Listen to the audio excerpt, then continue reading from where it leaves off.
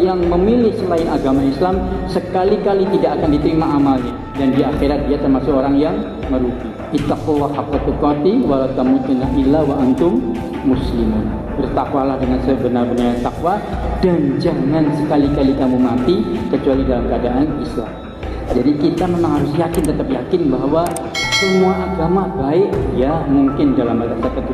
Tapi kalau semua agama benar, tidak. Kita harus yakin bahwa hanyalah Islam lah yang paling benar. Kuntum khairu ummat ukhrijat linnas ta'muruna bil ma'ruf wa tanhauna 'anil munkar wa tu'minuna billah. Masyaallah. Kamu itu adalah umat-umat terbaik yang pernah diciptakan di antara manusia. Yang ta'muruna bil ma'ruf wa tanhauna 'anil munkar, mengajak kepada ma'ruf dan mencegah kepada yang dengan rela membayar 2 juta ikut seminar sukses dan yang lain dan sebagainya. Padahal panduan sukses itu sungguh amat mudah, sederhana, simple, dan sudah jelas bagi kita semuanya. Apa itu? Perbaiki amal yaumi, amal harian. Jadi Rasulullah itu kalau setelah sholat isya, beliau nggak mau lagi bicara yang sia-sia, beliau langsung tidur. Kalau nggak tidur, beliau melakukan hal yang manfaat. Yang pertama, jadi tidur cepat-cepat, bangun cepat-cepat, jangan kebalik. Tidur cepat-cepat, bangun cepat-cepat. Untuk apa? Jam 9 anak muda, karena anak muda biasanya suka main HP. Nah, setannya sudah mulai ganggu jam 10, jam 11. 2 hal pengalaman saya menjadi anak muda, kalau sudah di atas jam 9 yang diomongkan hanya 2 yang menarik. 1 tentang cewek, yang kedua tentang setan-setan. Entrepreneur itu apa? Entrepreneur, wirausaha. Saya sepakat sependapat bahwa orang Islam harusnya kalau mampu kayalah, tapi kayanya seperti Abdurrahman bin Auf, kayanya seperti Utsman bin Affan, masya Allah, ya, yang berdakwah. Maka kalau mau kaya, jadilah pengusaha. Lebih baik kita jadi majikan kecil daripada jadi kuli besar. Kalau menjadi entrepreneur sejati, jadilah Abdurrahman bin Auf, Jaya Utsman bin Affan, dan Nabi sudah mengajarkan bahwa Nabi adalah seorang entrepreneur sejati. Maka jangan hanya jadi pegawai, jadilah pengusaha. Orang sukses itu orang juara. Orang juara itu orang terampil itu kuasai ilmunya dan mencoba sering latihan. Nah, pentingnya kita berilmu, karena dengan ilmu itu kita akan bisa mengurai masalah, dapat menemukan masalah.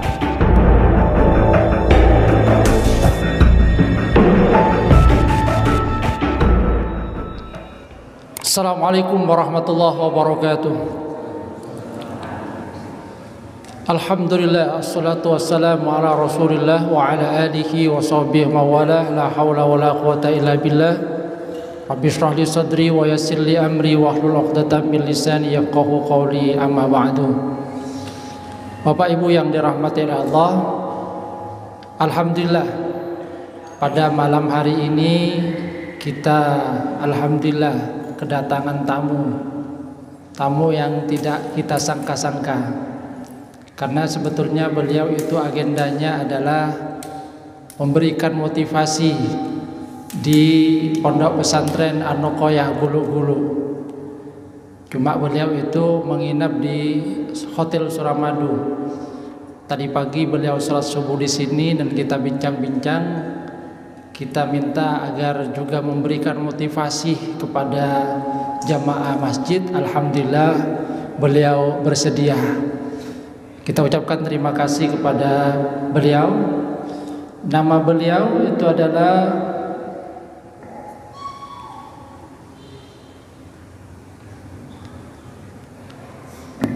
Heru Pamungkas SHMAP. Beliau itu adalah bungsu dari 13 bersaudara. Masya Allah, 13 bersaudara. Dan beliau adalah yang berusuh, makanya kemudian diberi nama Pamungkas, yang terakhir dari satu ibu. 13 bersaudara dari satu ibu, bukan dari 3 ibu. Adapun tentang pendidikan beliau, S1 Hukum Universitas Brawijaya, kemudian S2 Ilmu Administrasi Universitas Brawijaya. Adapun tentang pengalaman, masya Allah, beliau itu pertama pekerjaan itu sebagai account eksekutif Kemudian dari beberapa hal yang bisa kita lihat, beliau bekerja di PT Asuransi Bumi Putra Surabaya, kemudian PT Singer Industri Indonesia, Store Manager PT Surya Mas Denpasar, Store Manager PT Ramayana Lestari Sentosa Jakarta, Surabaya, Malang, serta expert staff PT Cipta Sarana Cendekia. Pelatihan yang pernah beliau ikuti pertama adalah Public Relation Mapurel Leadership, ini dari luar negeri mungkin ya, Dale Carnegie. Kemudian Teamwork dengan Felicia Wulandari dan Motivation at Work. Jadi memang beliau itu biasa mengisi di perusahaan-perusahaan dalam rangka memberikan motivasi kepada mereka dalam rangka meningkatkan kapasitas kinerja. Alhamdulillah pada malam hari ini beliau berkenan untuk mengisi. Nomor HP bisa di-share ini. Ada nomor HP yang mungkin Bapak Ibu ingin mencatat, makanya saya tanya terlebih dahulu, takut tidak mau untuk dipublikasikan. 0822 4474 1961. Saya ulangi lagi, 0822 4474 1961. Alamat beliau itu adalah Oma Kampus Blok A12 sampai 15, Dau Malang 65151. Adapun Facebooknya adalah Heru Pamungkas, sedangkan akun Instagramnya adalah Heru Pamungkas yes@gmail.com. Jadi itu email dan mungkin YouTube-nya Heru Pamungkas yes@gmail.com. Mungkin ini sekedar perkenalan tentang pemateri pada kesempatan kali ini. Mudah-mudahan akan memberikan ilmu yang bisa kita ambil bermanfaat dalam upaya untuk meningkatkan kapasitas pribadi kita. Kepada yang terhormat Ustadz Heru Pamungkas, kami berikan waktu. Baik, bismillahirrahmanirrahim. Assalamualaikum warahmatullahi wabarakatuh. Innal hamdalillah nahmaduhu nasta'inuhu wa nastaghfiruh wa na'udzu billahi min syururi anfusina wa min sayyiati a'malina may yahdihillahu fala mudilla lahu wa may yudlil fala hadiya lahu. Asyhadu an la ilaha illallah wa asyhadu anna Muhammadan abduhu wa rasuluh la nabiyya ba'da. Faqala ta'ala fil kitabil karim, a'udzu billahi minasyaitonir rajim. Bismillahirrahmanirrahim. Kuntum khairu ummat ukhrijat lin-nasi ta'muruna bil ma'ruf wa tanhauna 'anil munkar wa tu'minuna billah. Al-ayah. Bapak Ibu sekalian, bagaimana kabar semuanya? Khair ala kulli hal ya, everything is okay, masyaallah. Semuanya sehat? Enggak ada yang sakit, encok pegelinu, sakit pinggang, keseliu, mual-mual, perut tembung. Itulah penyakitnya Pak Heru, penyakit umur wong swida ya, masya Allah. Sporaan, mon al-fakir beniring Madura, reng jebe, mon ngocak Madura, sakone ngerti sporaan gitu. Iya, ngetenya cuma kecepot gulana merah, mon beda lopot nggak on spora. Bapak Ibu sekalian yang luar biasa, jadi kadang kita suka merenung, kontemplasi, muhasabah diri. Ada kalanya kadang kita berada di satu tempat yang tiba-tiba kok saya di sini ya, ngapain gitu. Saya tadi juga berpikir, saya ini kemana tujuannya, kok bisa tiba-tiba di masjid yang masya Allah ini luar biasa. Kenapa Bunda saya bilang luar biasa, dari pintunya aja kayak Ramayana, itu kalah Ramayana itu masya Allah, pintunya otomatis begitu luar biasa. Yang kedua, nggak main-main yang didatangkan Ustadz Profesor Dr. Haji Abdul Somad, masya Allah. Ya. Kemudian saya tadi mendengar keneng-keneng dari panitia katanya mau mendatangkan lagi Ustadz Hanan Ataki. Wow, luar biasa. Ya tentu kalau yang datang antara Dian Sastro sama Dian Anggra ini ya beda lah ya, Masya Allah. Dan itu luar biasa menunjukkan bahwa takmir ini memang benar-benar pemakmur. Artinya takmir itu bukan pengurus nih, takmir itu pemakmur, sehingga indikator kerjanya adalah apakah masjid itu makin makmur atau enggak. Dan yang kedua luar biasa, hari ini saya lihat banyak anak muda. Kalau orang tua seperti saya sudah 60 nih, ke masjid itu biasa, memang sudah bau tanah. Tetapi kalau anak muda rajin ke masjid itu luar biasa, Masya Allah. Mana yang merasa anak muda angkat tangan coba. Wah, Masya Allah ya, ganteng-ganteng ya, Masya Allah. Oh, Ustadz ikut angkat tangan, Ustadz merasa muda ganteng ya.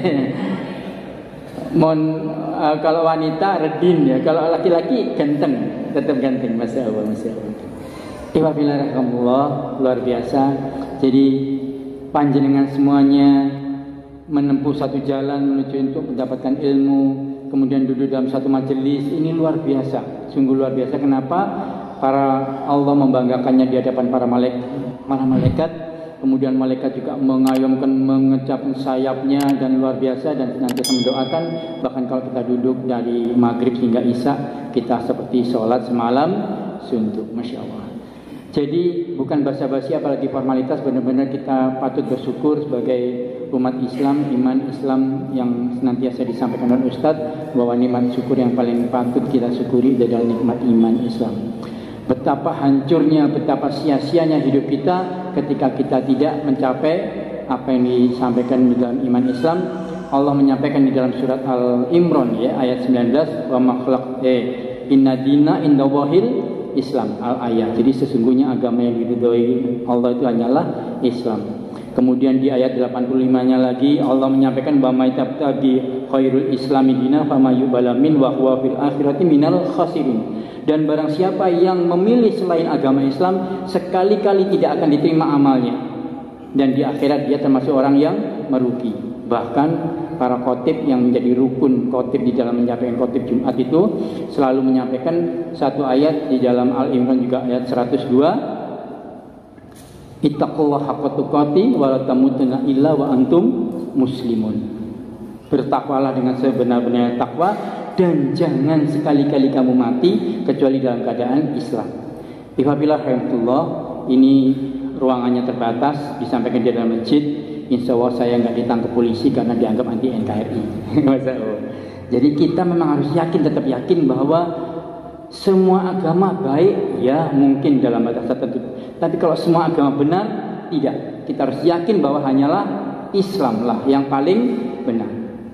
Kalau orang lain menyatakan, wah itu kan persatuan nanti kan, dan terserah. Tetapi kita harus yakin bahwa Islam lah yang paling benar. Bahkan Ihwafillah, di pembukaan ayat tadi kita sampaikan di preambul tadi, kuntum khairu ummat ukhrijat linnas ta'muruna bil ma'ruf wa tanhauna 'anil munkar wa tu'minuna billah. Masya Allah, kamu itu adalah umat-umat terbaik yang pernah diciptakan di antara manusia, yang ta'muruna bil ma'ruf wa tanhauna 'anil munkar, mengajak kepada ma'ruf dan mencegah kepada yang mungkar. Kenapa perlu saya tegaskan? Karena sekarang banyak yang nyamar ma'ruf, nyambi mungkar, gitu kalau bahasa Jawanya ya. Panjenengan ketawa paham Bapak bahasa Jawa? Nyamar ma'ruf, nyambi mungkar. Jadi hanya menyamar kayak pura-pura ma'ruf, tetapi aslinya nyambi sambil mungkar. Naudzubillah, naudzubillah. Moga-moga Allah senantiasa ridho dengan hidup kita selalu dilindungi dalam iman Islam dan tauhid.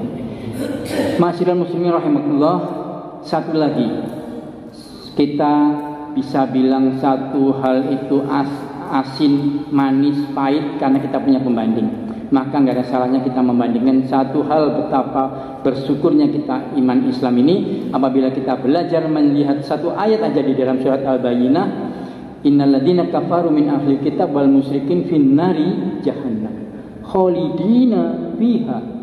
Sesungguhnya orang-orang kafir dari ahli kitab dan orang musyrik itu tempatnya di neraka jahanam.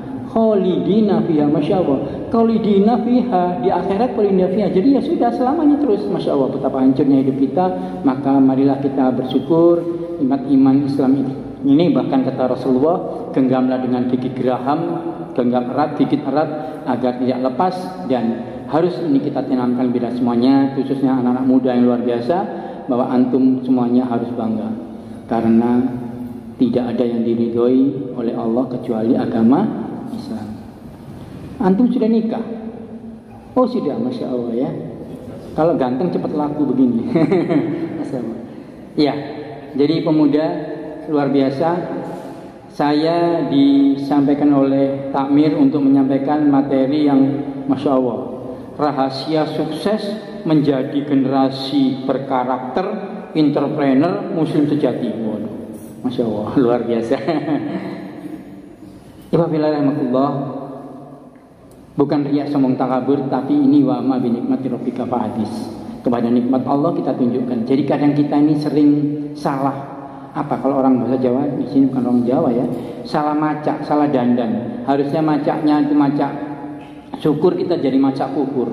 Artinya kita ini harusnya wa amma bi nikmati rabbika fahadis, kepada nikmat Allah kita tunjukkan, sehingga kalau kita dapat rezeki kita tunjukkan. Jangan terbalik, giliran kita sakit, diuji sakit, sak kampung diceritani. Giliran dapat rezeki terus jadi petinju terus itu. Terus ya.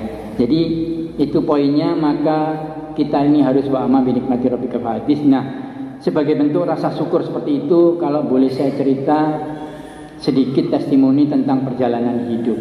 Sebetulnya nggak ada yang istimewa, nggak ada yang menarik, tetapi karena diminta takmir tadi mendadak, saya bingung apa yang bisa diceritakan.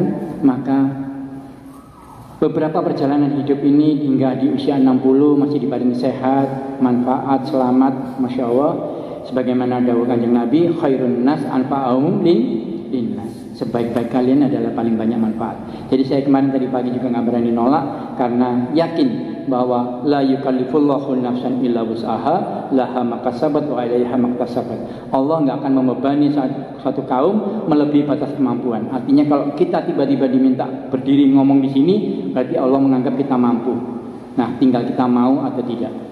Ibabillah rahmatullah. Saya dulu alhamdulillah bersyukur bahwa hingga hari ini di usia 60 tahun masih dibarengi sehat, selamat, manfaat. Kemudian apa yang diinginkan oleh orang-orang di dunia, dari mulai lahir, besar, sekolah, kemudian kerja, kemudian punya nikah, punya anak, punya cucu lucu, sudah haji, punya kendaraan, punya tempat tinggal, hanya itu. Ya, ternyata kita kejar dunia selama ini hanya itu. Maka ketika semua itu diberikan sama Allah, ya sudah, selesai sudah. Tinggal kita bagaimana menghadap Allah dengan bekal yang baik, dan kata Allah sebaik-baiknya bekal adalah bekal yang takwa. Iwabillah rahmatullah. Jujur saya dulu jahiliyah. Jahiliyah. Jadi jahiliyah ini maksudnya ketika masih muda, sama dengan anak muda sekarang. Anak muda sekarang banyak yang di masjid begini Ashabul Kahfi, kalau yang di luar Ashabul Kahfi dan Ashabul Kopi. Sukanya di kafe dan kopi, Masya Allah. Di Malang itu kalau jam 1, jam 2 weekend hari Sabtu, banyak sekali anak-anak muda yang nongkrong pakai mobil keren. Mobil saya jauh lebih keren, ya, kalah keren, karena mobil saya hanya HRV lama tahun 2017 ya, bangsa 200 lebih dikit. Mereka rata-rata mobilnya mobil baru. Kemudian apa yang dilakukan? Balapan. Jadi saya bayangin, iki bapak isopo, anak isopo, bapak apa caranya golek duit? Dia remah mau nyari pesen. Kok mobil bisa bagus-bagus, bisa pakai balapan. Dan yang jelas sholat walau alam bisawab. Tahajud apalagi. Lah jam 2 masih di jalan? Iya. Itulah para ashabul kafe dan ashabul kopi. Kalau itikafnya di kafe dan minumnya di kopi. Iwabillah rahmatullah. Ini satu tema yang sebetulnya belum layak saya menyampaikan, tetapi kalau memang ini dianggap satu contoh konkret. Jadi pengalaman hidup kita ketika kita menjalani suatu dinamika dan yang lain-lain, itu kesimpulannya hanya pada satu ayat. Kita belajar Al-Quran 114 surat, tidak ada satu surat pun, bahkan satu ayat pun yang mengatakan barang siapa hebat, barang siapa kerja keras, barang siapa ngotot, nggak ada. Yang ada hanya satu ayat di surat At-Talaq ayat 2 akhir dan awal ayat 3. Insya Allah kita semuanya hafal bunyinya. Ini ayat favorit saya. Wa may yattaqillaha yaj'al lahu makhraja wa yarzuqhu min haitsu la tahtasib. Wa man tawakkal 'ala Allah fa huwa hasbuh. Jadi kalau barang siapa bertakwa akan dapat dua. Yang pertama kali adalah dimudahkan dari semua urusan, atau senantiasa ada jalan keluar. Bukan berarti nggak ada masalah, ustadz pun punya masalah, tetapi yang penting senantiasa ada jalan keluar. Yang kedua, diberi rezeki dari arah yang tidak disangka-sangka. Rezeki itu tidak hanya nominal, rezeki itu bisa kesehatan, keselamatan, kemudian dan yang lainnya semua rezeki. Pernahkah panjenengan merasa mendapatkan rezeki dari arah yang tidak disangka-sangka? Pernah ya mas? Misalnya mertua yang baik hati dan tidak sombong, suka memberi dan menolong, tiba-tiba gitu ya, memberi menolong, mertuaku gitu, alhamdulillah. Mas hati-hati yang jangan jadi suami. Ya itu anak perempuan itu sama orang tuanya dininak bubukan, mulai kecil disiapin bubur, sekolah dirawat luar biasa, begitu besar jangan ambil cuma ditukari sajadah. Iya mas ya. Sajadah sama uang ditaruh di figura, cek jasa api betul cek, ketokane wakeh ini. Hanya itu, ngapunten. Jadi hati-hati menjadi suami, hati-hati membawa istri, bahagiakan. Ya, ojo dituturi tok menejak nang pasar tuh kono jajan, ojo tuh kono gelang ya. Ya bunda ya, tuh kono gelang. Wanita itu hanya dua kesengkaannya. Satu ke toko emas beli gelang, yang kedua ke showroom mobil. Hanya itu, masya Allah. Pengalaman pribadi, istri saya juga sama. Biar ngantuk-ngantuk, teler-teler kalau diajak ke showroom mobil seneng. Cuman delok-delok dok. Maka ketika panjenengan menjadi suami, menjadi imam yang baik, kata Allah, dunia ini perhiasan. Sebaik-baik perhiasan adalah wanita soleha. Masya Allah, ketika kita mendapatkan istri yang soleha mas, itu dunia saya sini. Bayangin tidur ada yang nemenin, makan ada yang nemenin, mandi ada yang nemenin, nikmat ya, masya Allah. Makanya kalau ada yang belum nikah di sini siapa? Ada? Ngenteni opo sampean? Nah, sing wis saya kudu neh wae sampean. Mun sing mare kudu boleh, enggak ada berangkat-berangkat, masya Allah. Imannya cuma separuh ya, masih separuh. Ayo segera nikah. Kata Allah, kalau kamu miskin, aku yang memampukan. Masya Allah, jadi nggak usah takut nikah ya. Mulai sekarang nikah muda itu keren. Kalau saya memang cukup satu sementara, karena kalau dua hati berani, tapi kaki lari. Karena khawatir satu minta sepatu, satunya minta sandal, nggak punya tali PC, mulai sepatu sandal. Setong minta Honda, setong minta bebek. Tak punya tak andi di PC, mulai Honda bebek. Dari mana? Allah Akbar. Bunda ngapunten, boleh saya cerita sedikit, tapi alhamdulillah saya juga bersyukur saya juga punya istri yang hebat seperti panjenengan semuanya. Namanya lengkapnya Dr. Kartika Dewi Sri Susilowati SEMBA DLA JR. Wes banyak sekali itu masya Allah. Kalau Allah ridho tahun depan profesor, masya Allah. Tapi luar biasa. Kalau jam 9 saya matikan lampu, ya aku belum al-muluk, aku belum waqiah, masya Allah. Pagi hari ketika kita turun masjid, jadi panjenengan laki-laki jangan jadi laki-laki soleha ya, sholatnya di rumah ya. Laki-laki itu sholatnya di masjid. Kemudian kita datang turun masjid, di rumah sayup-sayup terdengar istri lagi tilawah, masya Allah ya. Indahnya nikmatnya bangun pagi. Jadi kita ini kadang-kadang kata Ustadz, ngapunten, innal insana li rabbihi lakanut. Lakanut itu kalau terjemahnya bahasa Indonesia hanya kufur, nikmat, tidak bersyukur gitu. Sebetulnya kalau bagi yang Jawa yang ngerti, ada satu istilah yang lebih cocok terminologi menerjemahkan lakanut itu. Apa tat? Begedut katanya. Kalau begedut itu apa ya? Madura bahasa apa Pak? Begedut. Dalam? Dengarnya. Megedut iya. Kombinasi metehe, begejes, mokong, sok tahu, sok pinter, apa itu begitu. Jadi seperti itu. Coba bayangin Bunda, ngapunten, termasuk saya ini begedut dulu Bunda. Ketika kita bekerja, wah kata orang sebagai manajer, Ramayana, anak buahnya 500, omsetnya 10 miliar sebulan. Disuruh meeting jam 8 pagi di Jakarta, kita malam jam 12 sudah setrika celana terbaik. Travel jam 3 sudah datang. Padahal gajinya 10, kalau tanggal 10, hanya seperti itu.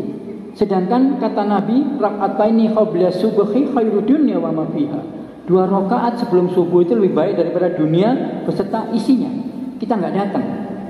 Bahkan kata Nabi, seandainya anak Adam tahu fadilah keutamaan sholat jamaah di masjid untuk sholat subuh dan sholat isya, niscaya akan mendatanginya walaupun sambil merangkak. Masya Allah. Bahkan lebih keras lagi Nabi, rasanya saya ingin menyuruh seseorang untuk adzan, kemudian saya pulang mengambil kayu bakar, membakar rojulun, laki-laki yang sholat tidak pergi sholat ke masjid. Jadi ihwabillah rahmatullah, yang muda, kalau yang sudah tua kadung lah gitu. Tapi kalau yang muda, masih muda, masya Allah, panjenengan rela membayar 2 juta ikut seminar sukses dan yang lain dan sebagainya. Padahal panduan sukses itu sungguh amat mudah, sederhana, simple, dan sudah jelas bagi kita semuanya. Apa itu? Perbaiki amal yaumi. Amal yaumi itu apa amal yaumi? Amal harian. Jadi Rasulullah itu kalau setelah sholat isya, beliau nggak mau lagi bicara yang sia-sia, beliau langsung tidur. Kalau nggak tidur, beliau melakukan hal yang manfaat. Itu yang pertama. Jadi tidur cepat-cepat, bangun cepat-cepat. Jangan kebalik. Kalau di Jawa itu ada lagu yang namanya Ojo turu sore kati gitu kan. Oh no, dewa ngangang jagat, jadi nggak boleh tidur sore. Astagfirullah, kebalik ya. Tidur cepat-cepat, bangun cepat-cepat. Untuk apa? Jam 9 anak muda, karena anak muda biasanya suka main HP. Nah, jam setannya sudah mulai ganggu. Jam 10, jam 11. 2 hal pengalaman saya menjadi anak muda.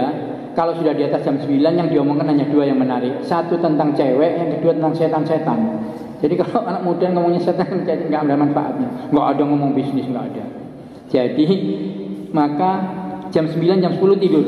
Perlunya jam 3 bangun. Tahajud, kemudian ya sampai jam 4 subuh. Nah ini. Jadi menjadi anggota takmir itu adalah jabatan paling mewah, luar biasa. Kenapa? Masya Allah. Yang diurus rumahnya Allah. Dan pengalaman kami menjadi ketua takmir atau wakil ketua takmir atau seksi dakwah atau apapun, pokoknya yang penting menjadi sibuk dalam mengurus rumah Allah, luar biasa. Sholat subuh jamaah, kemudian pulang tilawah. Kalau 1 juz bisa hebat, kalaupun tidak bisa 1 juz ya minimal 1 lembar. Tapi kalau 1 lembar itu ya minim lah, minimalis. Apalagi 1 halaman, parah gitu. Kita ini sok sibuk tapi ya baca Quran secukupnya semampunya, sampai yang sudah tua-tua sambil ngantuk-ngantuk gitu biasanya. Kemudian nanti jam 9 waktu onta sedang beranjak, kurang lebih jam 9 matahari bersinar sepenggalah. Nah itu kita sholat duha. Setelah sholat duha kalau kita terbiasa kita puasa sunnah Senin Kemis, masya Allah. Kalau kita mampu istiqomah menjalankan itu anak muda, insya Allah bikoir ala kulli hal, everything is okay. 90% masalah dunia akhirat kita beres. Maka sebetulnya nggak usah susah-susah, panjenengan semuanya cukup perbaiki amal yaumi, istiqomahkan, itu sudah kita akan menjadi luar biasa. Ma'asyiral muslimin rahimakumullah. Kok saya nyocok anak muda terus, nanti sentimen. Bapak ini sentimen sama saya. Kok anak muda terus? Mana yang muda yang lain? Halo? Antum masih muda kan? Masa sudah nikah? Sudah laku ya, masa. Jadi halo, bagi yang belum, hati-hati ya. Kalau antum bukan laki-laki sembarangan, jangan memilih wanita sembarangan. Apa wanita sembarangan itu? Misalnya kata salafus saleh Imam Syafi'i, jangan mencintai wanita yang tidak mencintai Allah. Kenapa? Karena Allah jadi abaikan, apalagi kamu. Jadi kalau wanita-wanita yang nggak mau berhijab, nggak mau taat, kemudian kalau pakai baju kayak putri Kentucky itu, paha bawah, paha atas, dada, sayap, leher, kepala, kelihatan semuanya. Terus Anda nikahin, walaupun senang cantik luar biasa, itu mengatasi masalah dengan masalah. Pasti juga. Iya. Karena pengalaman hidup kita bahwa hidup ini bermasalah ketika seperti orang berlalu lintas. Kalau panjenengan SIM STNK disiapkan, spion ada, lampu rem menyala, biar ada 70 polisi, panjenengan khawatir? Enggak, tenang. Tapi coba kalau nggak bawa SIM, nggak ada STNK mati, belum bayar, spion nggak ada, begitu ada polisi, nyarek, lek golek. polisi disalahkan. Jadi kita ini resah, gelisah karena kita melanggar. Selama kita taat, insya Allah kita nggak akan pernah resah, gelisah. Dan semua orang tentu kalau ditanya ingin sukses, benar? Bapak ngapunten, waktu yang muda, panjenengan yang masih ganteng, masya Allah. Istrinya berapa Pak?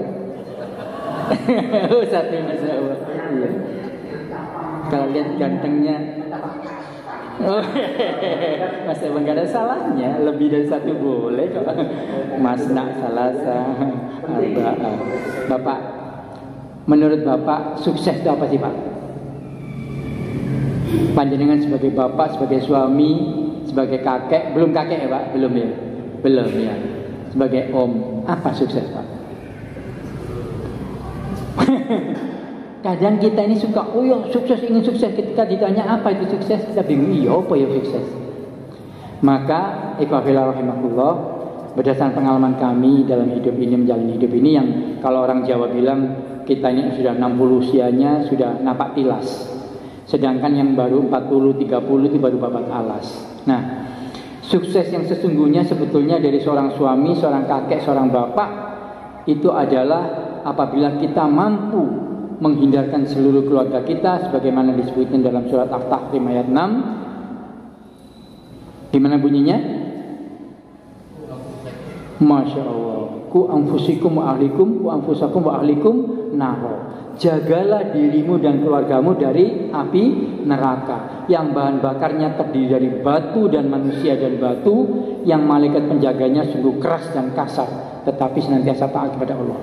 Bapak Ibu sekalian, saya mengilustrasikan, kalau panjenengan saya ancam, Ustadz Afwan ini sih dari Ustadz nanya ilustrasi, Tat saya pukulin, karena Ustadz melihat Pak Heru hanya segini badannya ini, takut nggak Ustadz? Nah biasa Pak Heru segitu. Tapi kalau yang bilang Mike Tyson tak pukuli, kira-kira Ustadz bagaimana? Wah ngeper juga di Mike Tyson, pukulannya 100 kilo lebih. Jadi kalau beras 1 kintal itu dipukulkan tuh jatuh sama Mike Tyson. Lah ini yang bilang sungguh keras dan kasar ini siapa?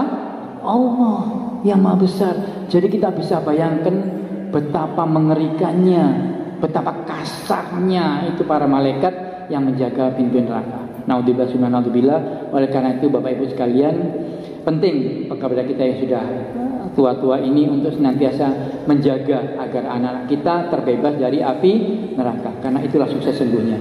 Kalau kita lihat fenomena mudik, luar biasa kan? Fenomena mudik itu mengorbankan waktu, tenaga, biaya. Kalau orang Madura bilang apa? Toron ya Pak? Toron. Hanya untuk ketemu berkumpul dengan orang-orang tercinta.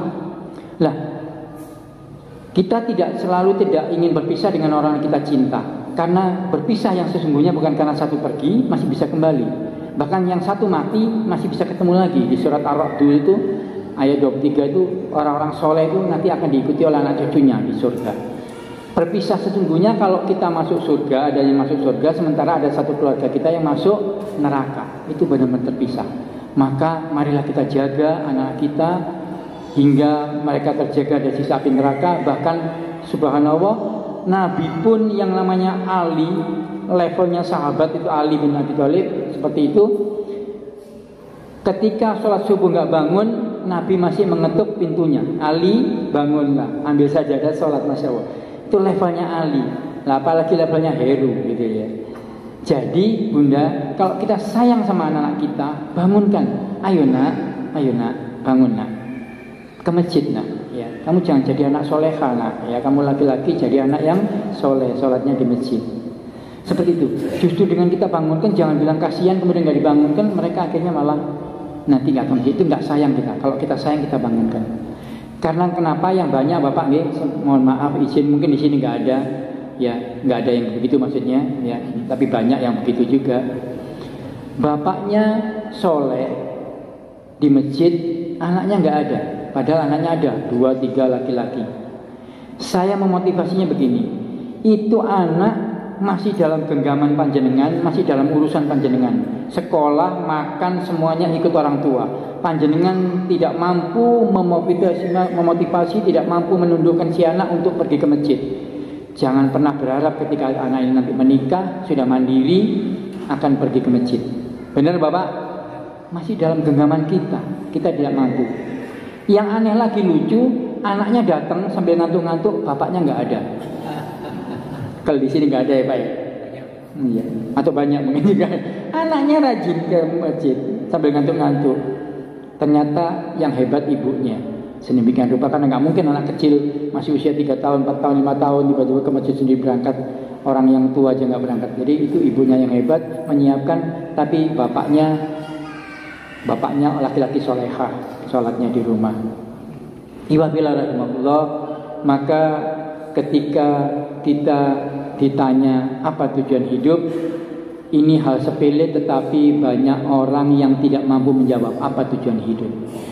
Orang bilang tujuan hidup ya sukses. Ketika tanya sukses apa? Ya sukses.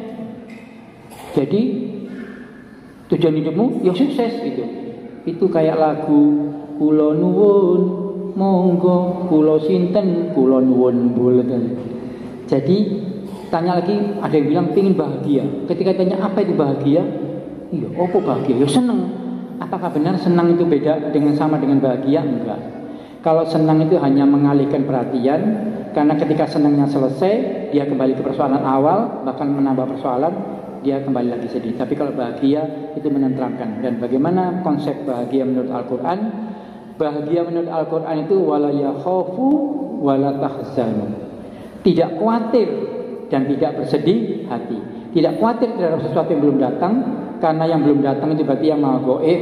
Ini masih goib. Yang goib jangan di loading. Ya Bunda, di loading itu apa? Diproses Bunda, dipikir. Jangan-jangan nanti pas gini, jangan di loading. Serahkan sama yang maha goib. Sedangkan jangan sedih hati dengan sesuatu yang hilang. Maka kata Allah, wa basyiril sabirin alladzi idza asabakum musibah qalu inna lillahi wa inna ilaihi rajiun. Jadi kita nggak usah sedih. Maka ikhwafillah rahimakumullah, satu hal, kalau kita ingin mendapatkan rahasia sukses menjadi generasi berkarakter, nah ini banyak istilah-istilah baru ini. Berkarakter apa Bapak? Berkarakter apa? Apa berkarakter apa? Berkarakter ini sesuatu yang ciri khas yang menonjol dari diri kita masing-masing, dan kita memang menjadi pribadi berkarakter. Maksudnya jadilah, kalau di dalam dunia marketing itu punya diferensiasi. Different itu berbeda, sesuatu yang berbeda. Apa itu? Amalan yang istiqomah. Panjenengan sebaiknya punya amalan yang istiqomah, entah puasa, entah akhir tahajud, entah akhir datang ke masjid, supaya kalian menjadi orang-orang istimewa di mata Allah. Tapi kalau tidak, orang Jawa bilang ombyoan. Ombyoan itu curah, nggak ada masalah, ya. Jadi ikhwafillah rahimahullah, sukses berkarakter. Yang kedua, menjadi entrepreneur muslim sejati. Pada judulnya, masya Allah. Entrepreneur itu apa? Entrepreneur itu wirausaha, wiraswasta. Saya sepakat sependapat bahwa orang Islam harusnya kalau mampu kaya, kayalah. Tapi kayanya seperti Abdurrahman bin Auf, kayanya seperti Utsman bin Affan, masya Allah, ya, yang untuk dakwah. Kenapa? Karena jangan sampai ada image selama ini, astagfirullahaladzim, naudzubillah, agama Islamnya agamanya orang miskin. Agamanya sandal jepit aja hilang gitu, di masjid, masya Allah. Jadi harus kita tunjukkan ishadu bi anna muslim. Maka kalau bisa kita berdaya, kaya-kaya. Dan orang Madura masya Allah kebanyakan. Kenapa? Karena kita ini rata-rata dibesarkan dalam mental budaya piyayi, sehingga yang namanya bekerja itu lulus sekolah, bekerja jadi pegawai, dapat seragam, ada mejanya, dapat teh, meskipun gajinya 10 koma. Kalau tanggal 10 koma, jadi cowok koperasi. Maka kalau mau kaya, jadilah pengusaha. Lebih baik kita jadi majikan kecil daripada jadi kuli besar. Itu colekan yang disampaikan kepada saya juga oleh teman-teman, dan menyadarkan saya, oh iya benar. Jadi ngapunten, kata teman, kamu punya anak buah 500 orang, punya omset 10 miliar setiap bulan, meskipun kamu dapatnya hanya 2 lembar, 3 lembar, kamu 20 tahun mengabdi. Orang Cina yang kaya, bos yang ketika kamu kayakan, kenapa kamu nggak usaha sendiri? Saya pikir, masa iya? Masa kamu nggak bisa ngurus karyawan yang jauh lebih sedikit? Nggak usah 500, mungkin hanya 5 orang, 10 orang. Benar. Jadi, ikhwafillah rahimahullah, kalau menjadi entrepreneur sejati, jadilah Abdurrahman bin Auf, jadilah Utsman bin Affan, dan Nabi sudah mengajarkan bahwa Nabi adalah seorang entrepreneur sejati. Maka jangan hanya jadi pegawai, jadilah pengusaha. Muslim sejati. Nah, waduh, sejati, muslim sejati. Bagaimana ada muslim yang nggak sejati? Ibadillah, maka ketika Ustadz Ahwan, ini jam berapa sampai batas Isya? Sampai Isya. Isya jam berapa tadi? 6.30, sebentar lagi. Baik. Ibadillah, mungkin agak mengembang, tetapi intinya kami hanya ingin berpesan, jadilah pribadi-pribadi yang luar biasa, karena hanya surga itu hanya untuk orang-orang luar biasa. Surga itu indahnya tidak pernah terlihat oleh mata, tidak pernah terdengar oleh telinga, bahkan tidak pernah terlintas dalam pikiran. Betapa indahnya surga itu. Dan kalau 9 naga tokohnya CEO-nya mengatakan be serious, kita pun punya. Wa idza asamta fatawakal Allah. Jadi monggo kita semuanya jangan main-main dengan waktu, karena Allah sudah berapa banyak memperingatkan, wal as innal insana lafi khus illa alladziina amanu wa amilus solihati wa tawassaw bil haqq wa tawassaw bis sabr. Monggo mari kita tidak menjadi orang yang rugi. Dan ayat-ayat sukses juga Allah sudah menyediakan begitu banyak di dalam Al-Quran. Kita bisa mengutipnya, salah satunya dari hal yang kita baca awal surat Al-Baqarah. Mas ngapunten, tolong dibacakan surat Al-Baqarah dari ayat 1 sampai dengan ayat 5. Alif Lam Mim.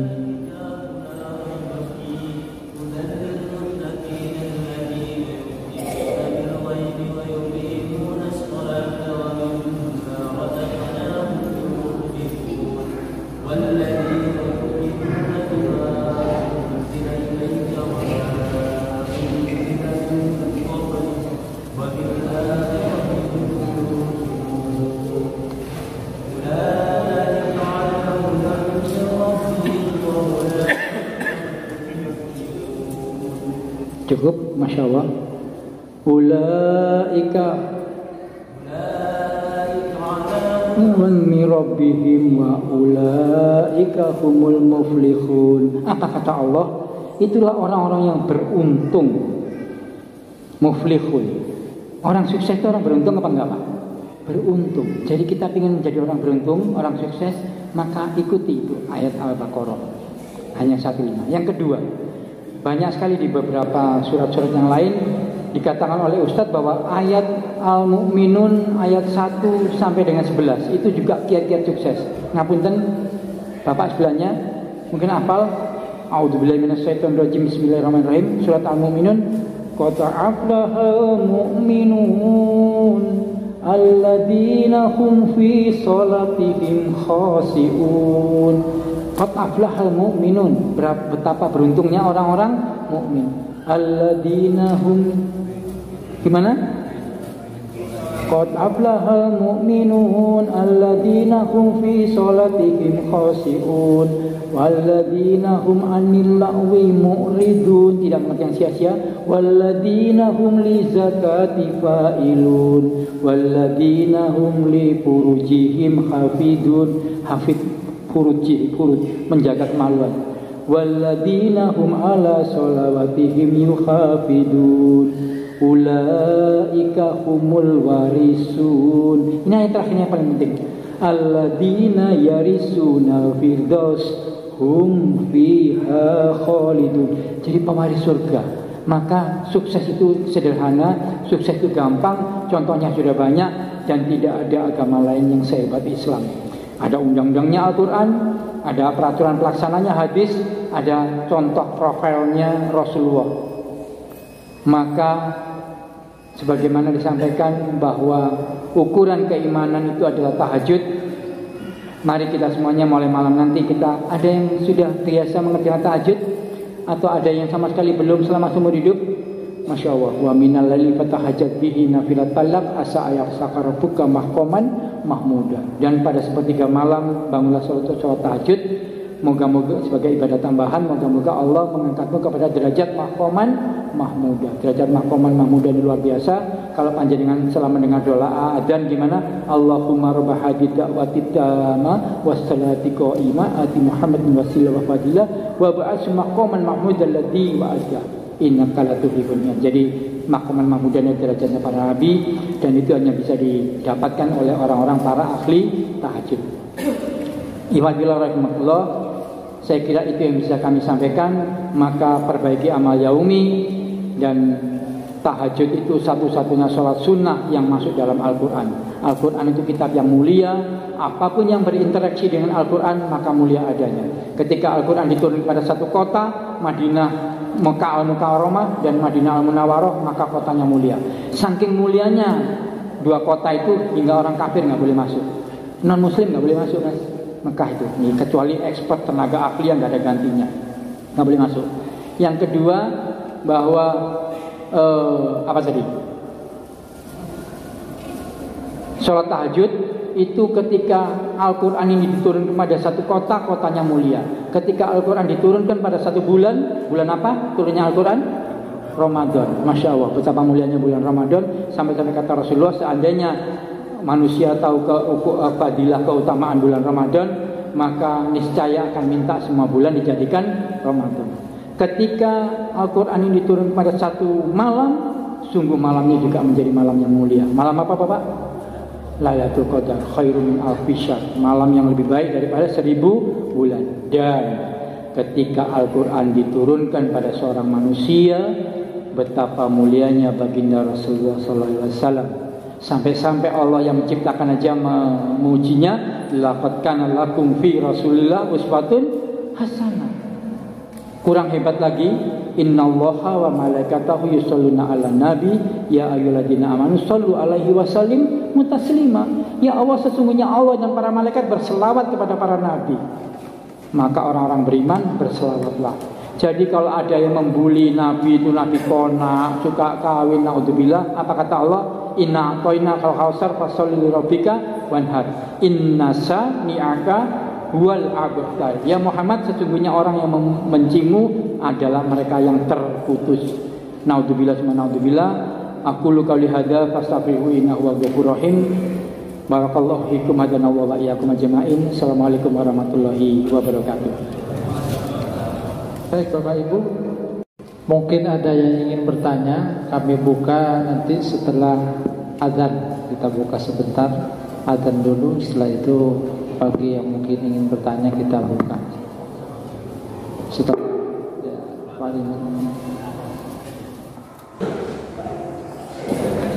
Bapak Ibu yang dirahmati Allah, alhamdulillah luar biasa apa yang disampaikan, bahwa kunci sukses sesungguhnya kata beliau itu sederhana. Perbaiki amal yaumi, amal keseharian kita, terutama sholat 5 waktu. Karena di dalam sholat 5 waktu itu ada hayya 'alas sholah, hayya 'alal falah. Ayo sholat, ayo menuju kesuksesan. Setelah itu beliau katakan ditambah dengan diferensiasi berupa keistimewaan, kekhususan di dalam amal sunnah. Ada yang spesialisasi nambah puasa, spesialisasi sholat sunnah, dan yang lain-lainnya. Kemudian juga beliau sampaikan, jangan sedih, jangan khawatir. Semua kemudian kita serahkan kepada Allah Subhanahu wa ta'ala. Mulai dengan asma Allah, kita serahkan semuanya kepada Allah Subhanahu wa ta'ala. Baik, mungkin ada yang ingin bertanya, mungkin berapa 3 saja cukup. Silahkan mungkin jika ada yang ingin bertanya, terutama anak muda.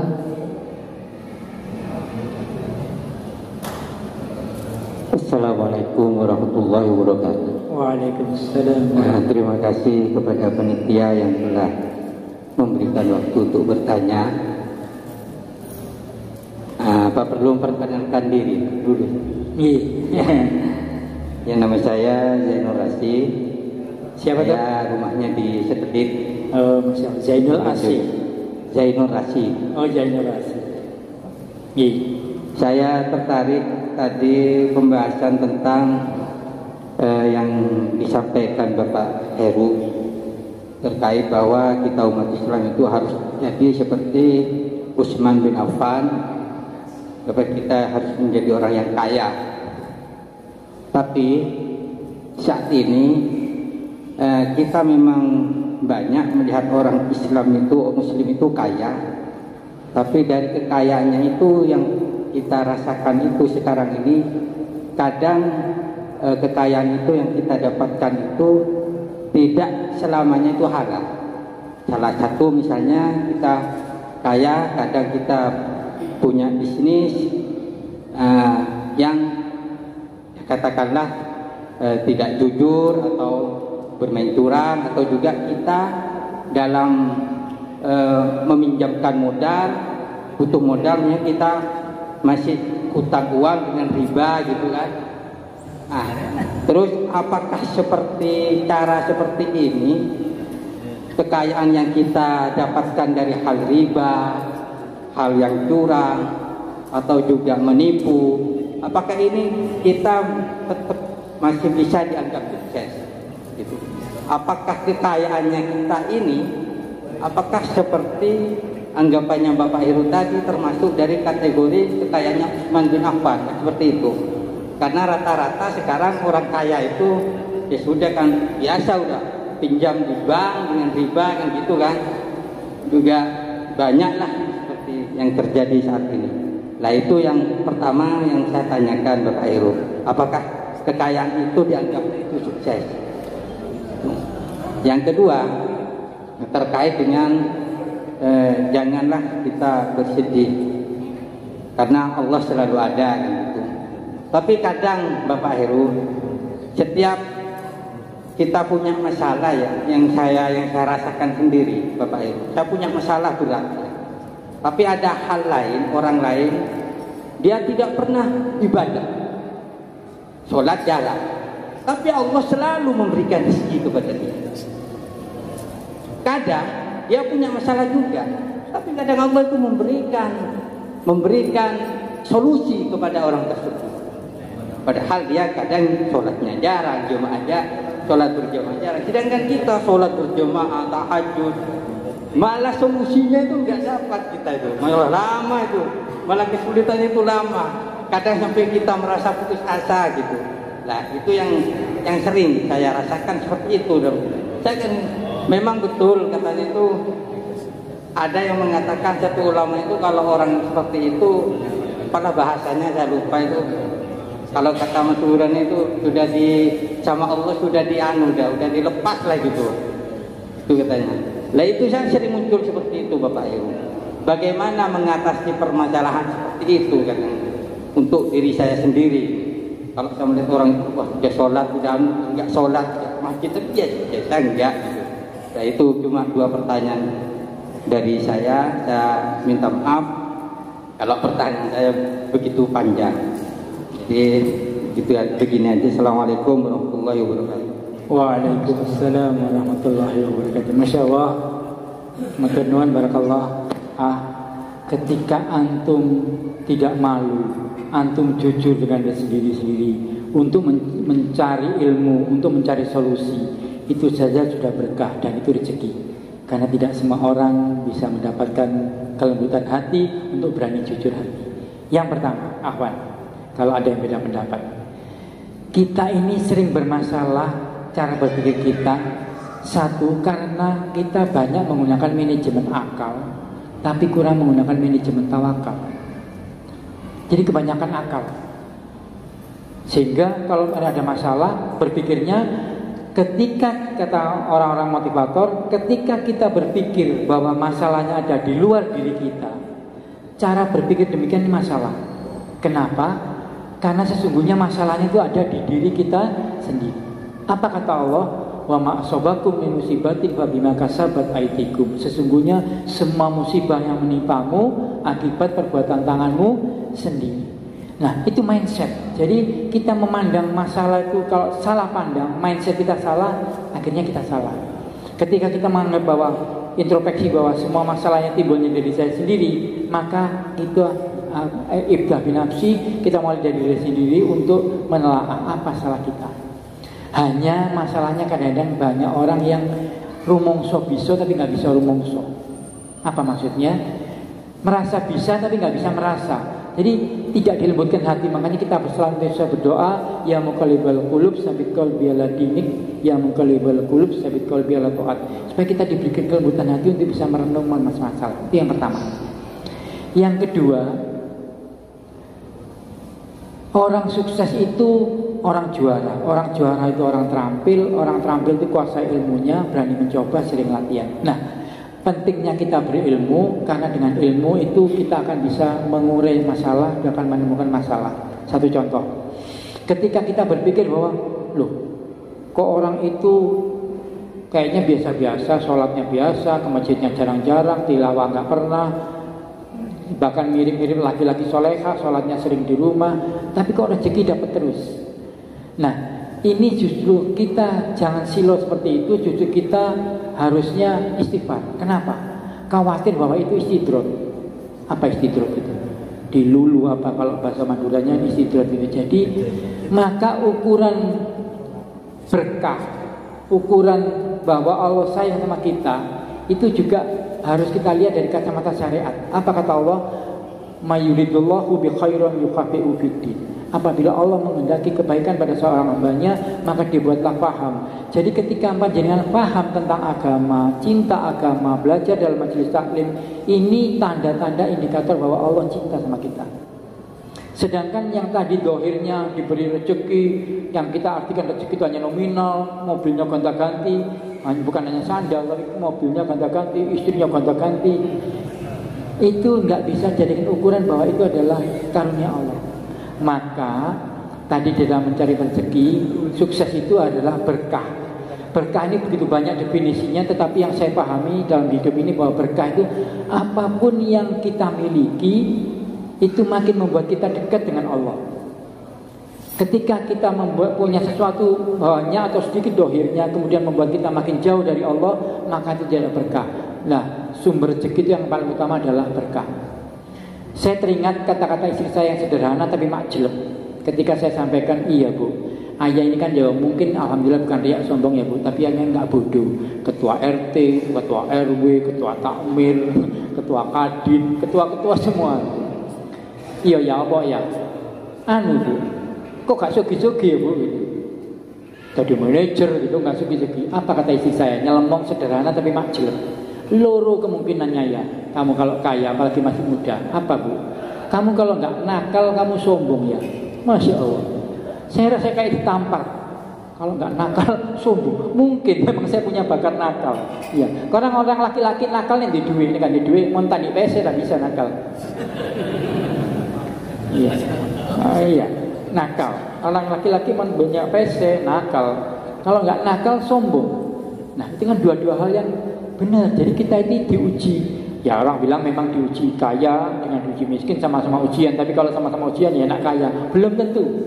Karena kita lihat ada orang yang diuji dengan kekayaan, dia tahan, mampu. Tapi ketika diuji kemiskinan dia kufur. Begitu juga ada korun. Nah, sampai ada muncul harta karun yang gitu dari korun. Ketika dia miskin dia taat. Tapi ketika minta didoakan jadi kaya, bahkan begitu kayanya sampai kuncinya gudang aja diangkat orang 7 nggak kuat, kemudian dia malah kufur, akhirnya diambleskan sama Allah hingga menjadi harta karun, hartanya korun gitu seperti itu. Naudzubillah. Pertanyaannya, mana yang kita pilih, mana yang kita mau? Maka istainu bisobri wassalat. Maksud menurut ya, Allah mengatakan istainu bisobri wassalat, minta tolonglah dengan sabar dan sholat. Kalau orang Jawa bilang kabe ono waya. Ikhwabillah ngapunten. Bukan riak sombong takabur. Saya ini putra ke-13 bungsu. Ketika saya masih SD tahun 74, nah jadul tahun 74 SD, bapak sudah pensiun, hanya polisi berpangkat mayor, anaknya 13. Kalau bapak ibu pergi, itu kakak ditinggali uang, beli 1 telur, dicampur tepung jadi 8, dipotong jadi 8. Susah ya pak, miskin ya pak, Masya Allah. Kalau makan itu seperti itu. Jadi nasi goreng itu terlalu mewah. yang ada sani sambel, sego sambel, nasi dicaluk sama sama sambel, makan sama kerupuk puli yang asin itu, nah itu berangkat 10 rupiah berangkat. Itu cara makan saya. Artinya kalau dari manajemen akal, apakah mungkin sekarang saya bisa S2, kemudian punya istri calon profesor, kemudian punya rumah, nggak tanpa riba lagi, nanti kisahnya riba ada lagi. Jadi dosa riba itu ada 70 macam kata Kanjeng Nabi. Dan salah satu yang paling ringan seperti berzina dengan ibu kandung. Naudzubillah. Nah terus kalau usaha dari mana? Kalau nggak punya duit, kalau nggak pinjam bank, terus banknya bank riba. Jual aset. Antum punya apa yang berharga? Itu jual. Karena ketika kita ada riba di dalamnya, barokah nggak bisa datang. Setan sama malaikat nggak bisa kumpul. Kalau setannya datang, malaikatnya pergi. Kalau malaikat datang, setan pergi. Artinya nggak bisa. Kalau kita separuh-separuh, maka bersihkan dulu dari riba, nanti rahmat Allah akan turun. Seperti itu pengalaman hidup saya. Jadi nggak bisa secara akal, manajemen akal dengan kita punya makan seperti itu susahnya. Kemudian kita bisa menikmati sekarang. Alhamdulillah bukan dia sama takabur, ada rumah, cash, nggak sekolah, sertifikatnya nggak sekolah ya, kan sekolah pinter-pinter, sertifikatnya nggak sekolah di bank, cash ya 1,5 M. Kemudian ada lagi mobil ya, alhamdulillah cash, BPKB nggak di bank ya meskipun harganya baru sekitar 200 lebih lah HRP. Artinya kalau kita merenung bahwa semua ini dari mana? Cara manajemen akal apa bisa? Maka ngapunten, satu, ketika kita merasa kita punya satu kekurangan, sebaiknya kita menutupinya dengan satu kelebihan. Artinya apa? Ketika saya dulu kos-kosan misalnya, kuliah, baju saya cuma 3, tapi teman sekamar bajunya 30. Bagaimana supaya saya nggak sungkan kalau pinjem? Waktu dia tidur saya nyuci baju. Begitu dia bangun, ngapain dicuci? Oh, cuci bareng. Akhirnya saya serikakan. Makanya sekali-sekali kalau saya pinjam baju, saya nggak mau. Motor, mana bisa, nggak punya motor. Semua punya motor. Akhirnya dia tidur, motornya saya lap, saya cuci. Dia bilang, ngapain dicuci-cuci? Oh, paling mau pinjem. Saya ketawa aja. Dilemparlah kunci kontak, kunci kontak. Saya buka tangkinya. Apa ada? Sambil marah guyonan. Oh memang nggak modal, katanya nggak bodoh, dicari duit jalan. Akhirnya dengan saya berani nyuci motor, saya bisa naik motor, bensinnya penuh, dada. Kemudian waktu itu masih jahiliyah, masih jahiliyah, jadi masih pacaran. Maka pacarnya saya nggak mau yang ecek-ecek. Kebetulan alhamdulillah yang menyukai saya pak anaknya pejabat semua. Jadi kalau datang rokoknya bentul eceran, keluarnya downhill. Motornya masuk, keluarnya mobil gitu ya. Jadi. Tapi kalau untuk istri jangan ya, karena kita kalau untuk istri kita laki-laki imam jadi satu berdaya. Kalau untuk pacaran nggak apa-apa ya. Jadi seperti itu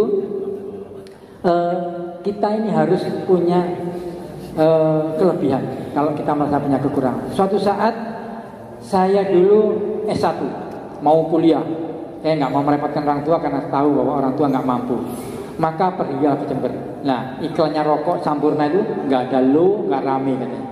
Jadi ketika teman-teman berangkat mau ujian skalu atau S1 waktu itu istilahnya, mana Heru? Nggak ikut. Kenapa? Nggak punya duit.